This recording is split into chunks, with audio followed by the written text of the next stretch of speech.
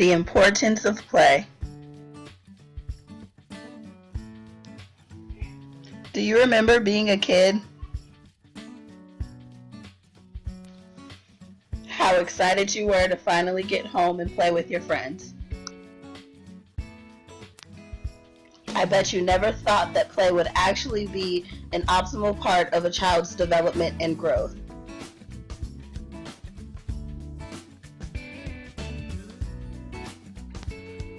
Play allows children to strengthen many skills, such as social skills as well as dexterity. Play encourages children to master the world around them. Remember art class? Well, art class is a type of constructive play that involves creating and building with different types of materials.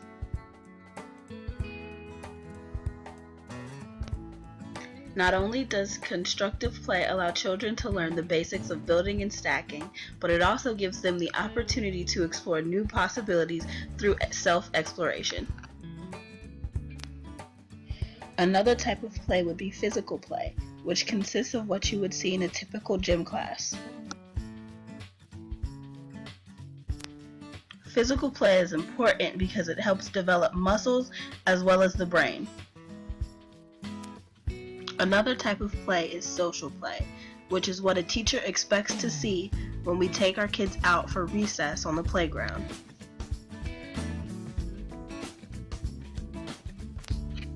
Social play is an important part of development because it allows children to learn social rules such as cooperation and sharing, as well as communication and negotiation skills. The next type of play is fantasy play, where children take on various different roles to understand different types of social interactions and situations. Fantasy play allows children to stretch imagination and develop flexible thinking in a risk-free environment.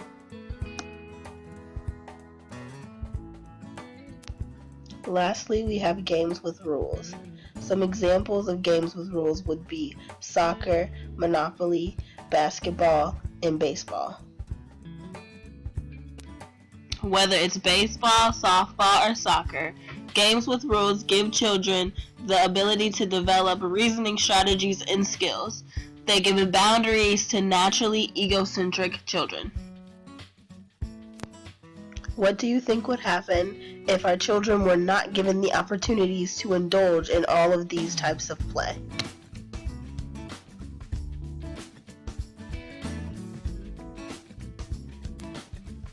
Unfortunately, more and more schools are talking about ridding of free play time like recess.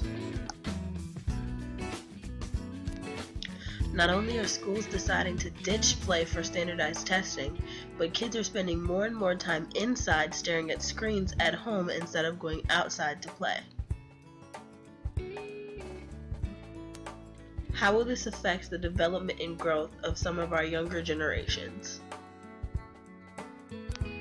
Lack of play, especially free play, can be linked to depression as well as anxiety in younger kids. We also should take into consideration that by cutting play, we are only adding to already high obesity rates in children.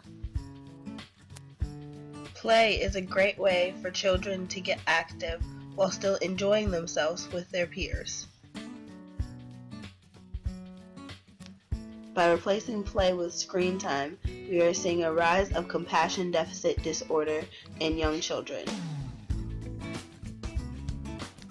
There are many things in the media that children can see that model mean-spirited and antisocial behavior.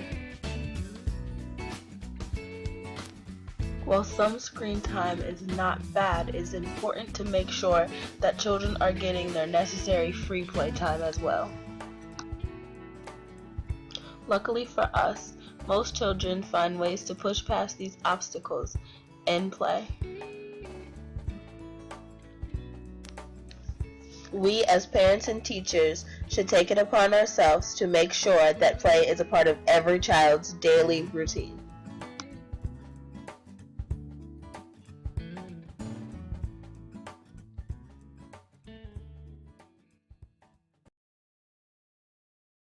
Free created using Powtoon.